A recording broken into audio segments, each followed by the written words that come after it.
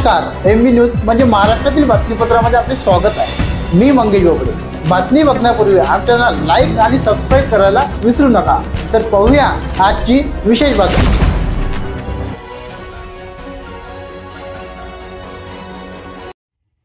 अशोक चव्हाण यांना मोठा झटका।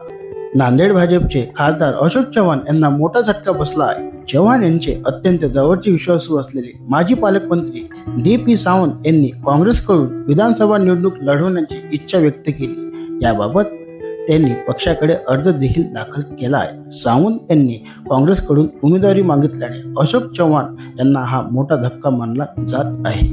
रिपोर्ट एमबी न्यूज, महाराष्ट्राची बातमीपत्र, नांदेड।